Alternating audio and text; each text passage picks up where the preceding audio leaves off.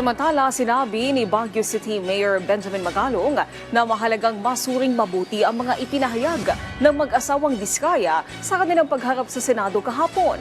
Giit naman ng ilan nating mga kababayan, hindi maaring basta na lang iabsuelto ang mag-asawa. Si Ryan Lesigue sa sentro ng balita.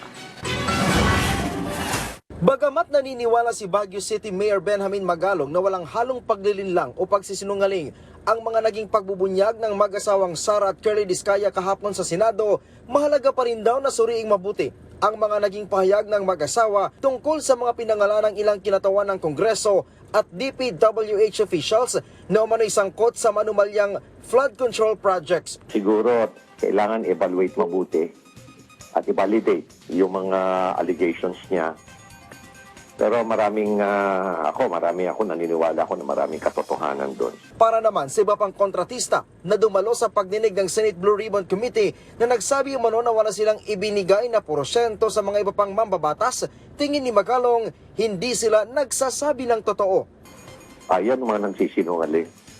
Obvious na nagsisinungaling yung mga yan. Walang kaduda-duda yun.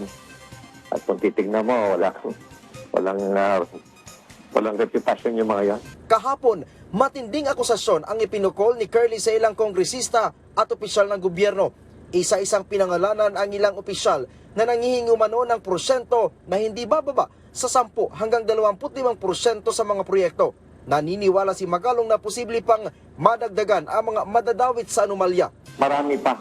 Ako, naniniwala ko dahil hindi pa tayo umaabot sa Region 2 Hindi pa tayo umaabot sa Mindanao.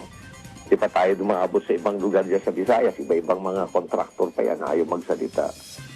So, tingnan na lang natin kung dito sa investigating, kung ano yung resulta ng gagawin ng investigating body, doon magkakaalaman lahat. Ang taong bayan at iyang reaksyon sa mga naging revelasyon ng mag-asawang Diskaya.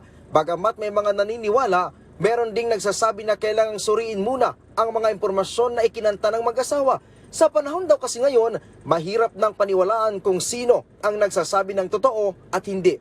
Si Charlie na mula sa Pampanga, ikinagulat daw ang revelasyon ng mag-asawa, pero kailangan daw mag-ingat.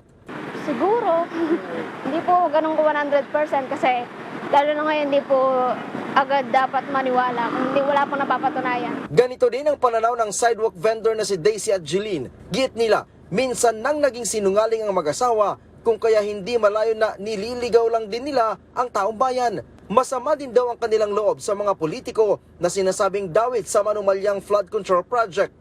Bakit nila nagawa yung gano'n?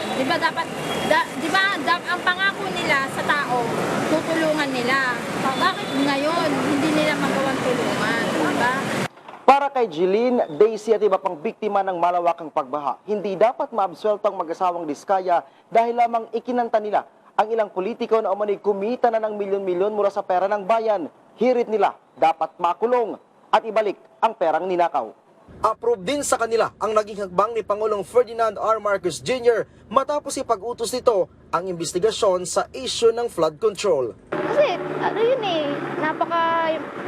maselang masyadong topic yun na kailangan tutukan talaga kasi pera ng bayan yun Ryan Lesigue para sa Pambansang TV sa Bagong Pilipinas.